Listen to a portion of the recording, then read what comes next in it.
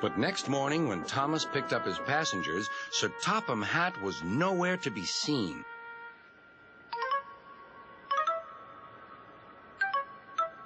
Thank goodness, sighed Thomas.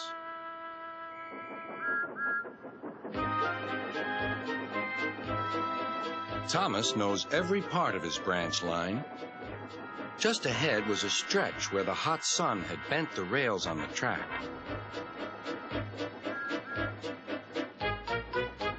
"Careful, Thomas," called his driver, but it was too late.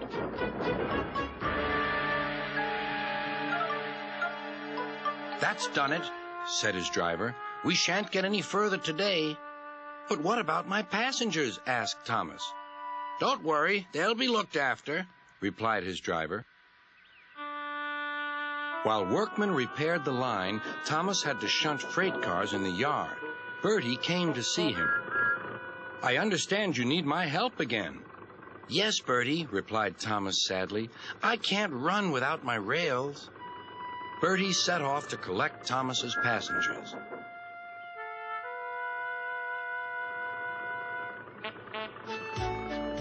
"Hello, Bertie," they said. "We're glad you're here." Bertie drove along the road that runs by the railway. He stopped at each station along the line. Sometimes he stopped between stations to let people off closer to their homes. Thomas felt miserable. "I've lost my passengers to Bertie. They'll like him better than me." Sir Topham Hatt arrived. "Your branch line is repaired. I'm going to change your timetable so that you and Bertie can work together more."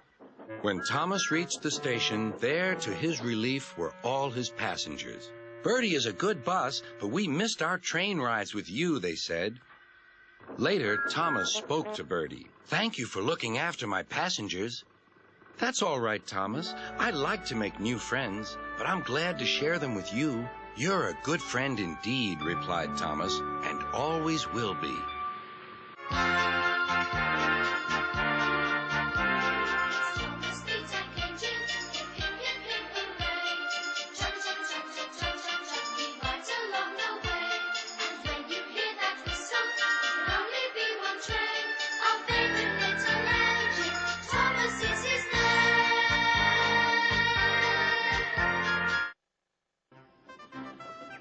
Trevor the traction engine enjoyed living in the vicarage orchard.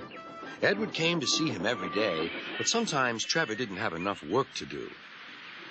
"I do like to keep busy all the time," he sighed one day, "and I do like company, especially children's company." "Cheer up," smiled Edward. "Sir Topham Hatt has work for you at his new harbor. I'm to take you to meet Thomas today." "Oh," exclaimed Trevor happily, "a harbor, the seaside, children, that will be lovely."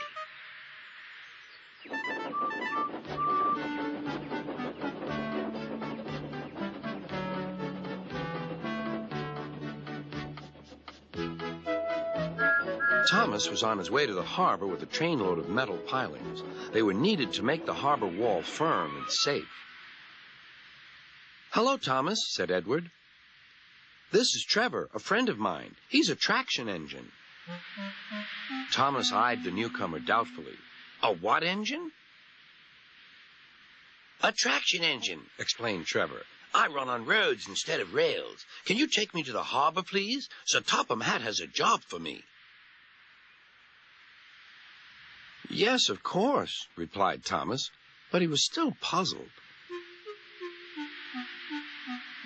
Workmen coupled Trevor's car to Thomas's train, and soon they were ready to start their journey.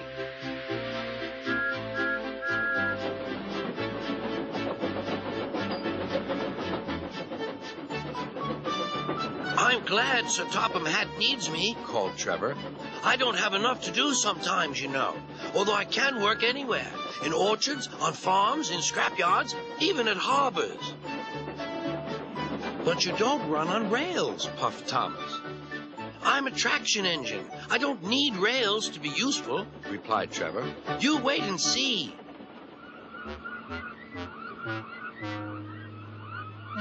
When they reached the harbor, they found everything in confusion. Cars had been derailed, blocking the line, and stone slabs lay everywhere. "We must get these pilings past," said Thomas's driver. "They are essential. Trevor, we need you to drag them round this mess."